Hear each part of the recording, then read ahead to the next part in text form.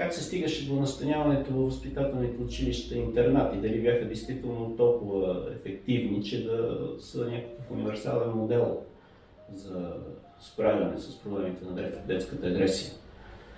Механизма горе-долу беше следен. Имаме някое хиперактивно дете в училище, което се бие, което с другите ученици създава конфликти с ученици, с възрастни. Наместваше се училищната комисия за борба с противообществените прояви на малолетни и непълнолетни. Тя започваше работа с него. Ако не работеше достатъчно ефективно, проблема се прехвърляше заедно с детето и родителите на общинската комисия.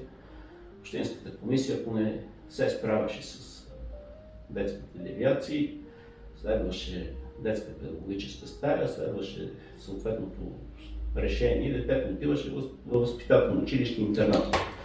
Там вече се прилагаше практически Макаренковската система. А системата на Макаренко за превъзпитание точно на такива деца с девиации, с противообществено прояви беше свързана с агресия. Фактически Макаренковската система е свързана с обучение на основната част от лидерите на целевата група на класа да се справят с новопостъпващите агресивни деца, които са изпратени в съответната възпитателна колония. Това число чрез насилие на лидерите над новопостъпилите агресори. И от тук вече на базата на чисто така емоционалното създаване на невронни връзки, на принципа на стимула и реакцията и страха от по-жестокото наказание от боя, да кажем в случая, дори най-големия агресор се укротяваше в възпитателното училище, след което, като излезеше в обществото, отново продължаваше да си върши същите работи, които си ги е правил преди това, дори ескалираше. Да разбирам, че това не е било ефективно като мярка. Значи, на мен ми изглежда като все пак някаква възможност, защото анализирайки сега какво се случва, мерките са свързани основно с разговори, контрол до тук. Но няма институция, която да се заеме с тези деца. Проблемни говорим наистина да бъдат изолирани за период от време, да има наказателна мярка. Има разговори от различни институции. Вътрешно училищно, извън училищно. Но знаем, че освен разговори, нищо друго не следва.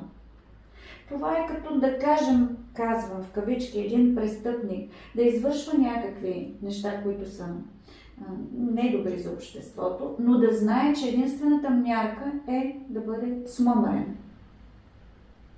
Преди всичко детето, а и човек е непрекъснато развиващо се същество.